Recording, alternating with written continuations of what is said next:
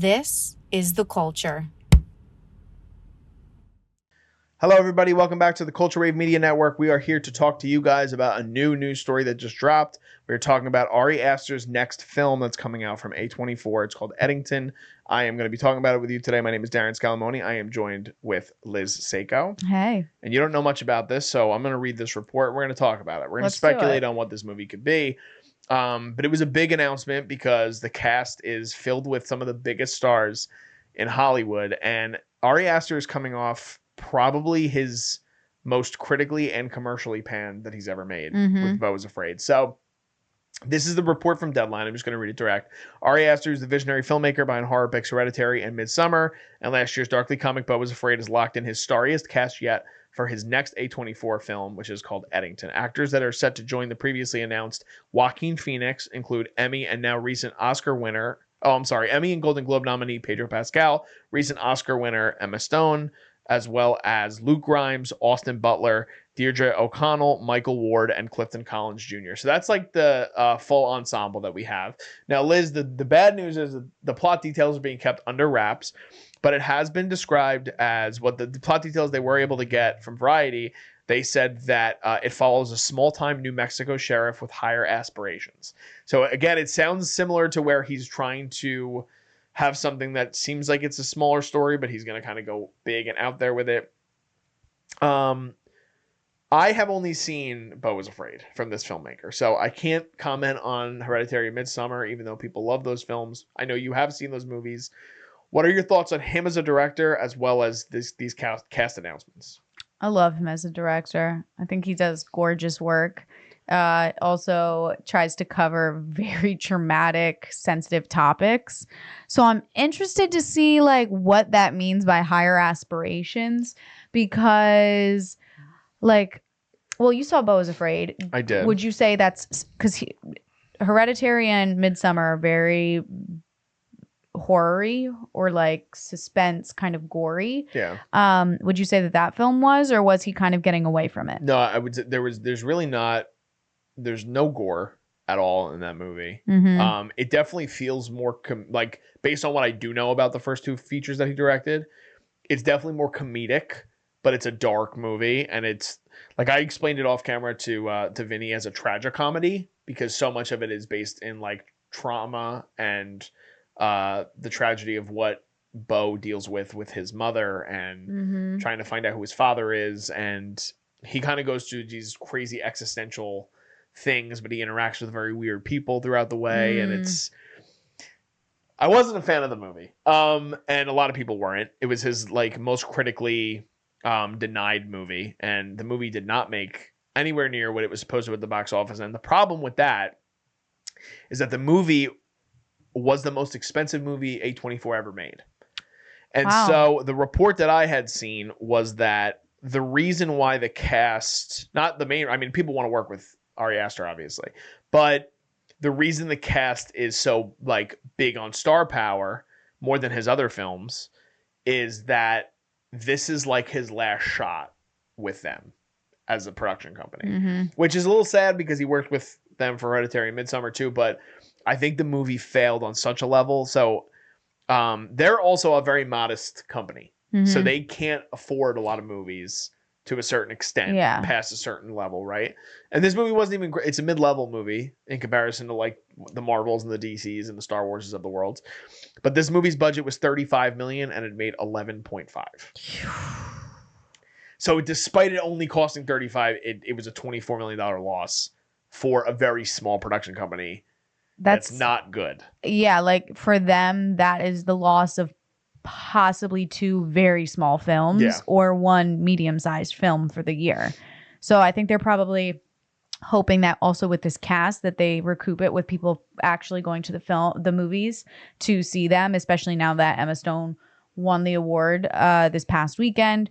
Austin Butler, I mean, he's just getting bigger and bigger. I feel like, especially after Dune, people now actually know who he is and are looking forward to seeing his next roles, especially now that we saw that he's kind of away from Elvis. Yeah. So I'm hoping he sticks with that. Also, Luke Grimes, Yellowstone. Love him in Yellowstone. Love him in that. So this, I'm like excited. I feel like I haven't seen him doing much else. We know he did definitely like a like a rom-com recently. Possibly, but he does have some time now in his schedule because Yellowstone, they're still trying to figure out all that what out. they're going to do. Is McConaughey going to come in? Michelle Pfeiffer is now being rumored to come onto that show as well. I have good hopes for the cast. I think it's interesting though that Joaquin's coming back on after the fail of Beau is Afraid. Yeah. So I don't know. That makes me a little nervous. I will say I don't think Joaquin was the problem. Oh, you don't? Okay, then maybe it's not bad. I will say I think that there's possibly a chance that Aster's trying to get away from being blocked into the horror genre, maybe, and so he's trying to flex a little bit. But I think he's got fans that love his work from his past like films, and so I think people are just hoping that he really delivers that shock value of a horror film. And I don't know, though, if a small town New Mexico sheriff gives like trauma vibes or not. Yeah, I do think that it's a very interesting mix of like, though, I mean, Joaquin has led big movies, like Joker was a massive hit, but I wouldn't necessarily completely attribute that to him. Like, I mean, he won the Oscar for it, but I think the reason the movie made so much money was because it's the Joker. Like, I don't think Joaquin. I did think it was his performance, though. He was huge. Fantastic. I'm not arguing that. But that movie does not become $1 billion movie if it like if you make, they basically tried to make Taxi Driver in the modern age, and if you put Taxi Driver out today, that movie makes maybe 40 million at the box office. Yeah. And Joker made $1 billion, which is insane. But so Joaquin's not necessarily really a name that's driving people to the theater. However, Butler is becoming a very big star. Yes. Emma is beloved. And as much as I have said many times, and I do love him as an actor, but Pedro Pascal is fucking everywhere. So the fact that he's doing this movie too. Now, I don't know what their roles are going to be. Like we talked on Drive Away Dolls, like Pedro is literally in one scene.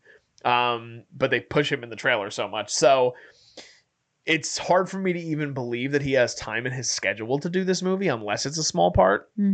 So I kind of like that for him because he's getting to work under somebody like Aster, which I think is always great when you get to see quality actors along with some great directors.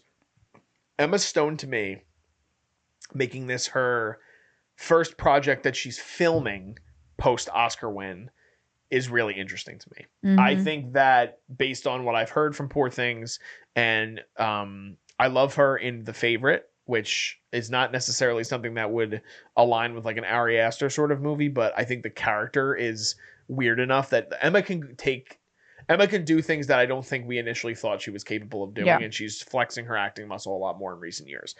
So her leading this movie excites me. And there's something about, I hope we get to see Butler and Phoenix on screen together, because there's something about those two personalities that I think would be really interesting. I am worried about the financial risk depending on how much this movie's going to cost, because Joaquin's not going to cost you $20 million. No. But Joaquin doesn't really love acting. Like he does, but it takes he does a lot if he likes the role. I don't disagree, but I think it also, there's a little bit of compensation that needs to happen with him to get him on board. Butler's price is going up. Pedro probably didn't take much if it's a smaller role.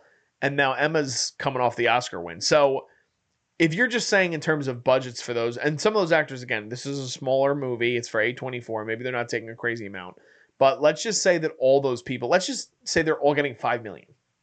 That's still a $20 million budget for A24 on a movie that has to hit. So I'm curious about it. I'm interested in it. The ensemble, like you said, I like Luke Grimes. Clifton Collins Jr., I think, is a really great character actor. He's done a lot of great stuff with the Coens, and I think he's a very underappreciated but respected actor in the eyes of other actors in Hollywood and things like that. So I'm interested to see. Coming off Beau is Afraid, I think it's an interesting project to sort of, I think I would have maybe rather him pivoted to something a little smaller in the horror genre, and you could still get great talent probably attached to it. But I do think it makes sense if they're worried, A24, and this is still going to be a movie that's in this budget range. They want faces that are going to drive people to the theater, and I think people like Emma. I think people are attracted in different ways to Austin Butler, and I think that Joaquin, there's still people that are going there for like the art house vibe. Yeah. It'll be telling what they label the genre as. When they release that, if it's another horror or suspense, they're going to get people to watch it. Yeah. But if it's a comedy again, no, I don't think people will be running to see this. Yeah, I agree. They got to cut a good trailer. They do. Without telling too much, though. Yes, I agree. Yeah. So that's it. That's what Edington. we got. That's what we're talking about, guys. Let us know in the comments what you guys think about the cast for Ari Aster's new movie Eddington. That's going to be with A24. They start filming this week by the time we release this, so they're going to be in front of the camera very soon. Probably expect this movie to release. I would expect maybe by the end of 24. It could be early 25. So Aster's never really been in the Oscars kind of category. He's kind of in his own lane. So I don't know if that's going to be something, but we're interested to see what they're going to do. Let us know what you guys think in the comments about this project as well. You guys can follow us at Cinema Wave Media and at _Culture Wave Media on Instagram. And please, if you guys can, like this video and you guys can subscribe to us. We have plenty of other content and news like this for you guys. Just signing off, I am Darian Scalamoni. I am Liz Seiko. And we'll see you guys next time.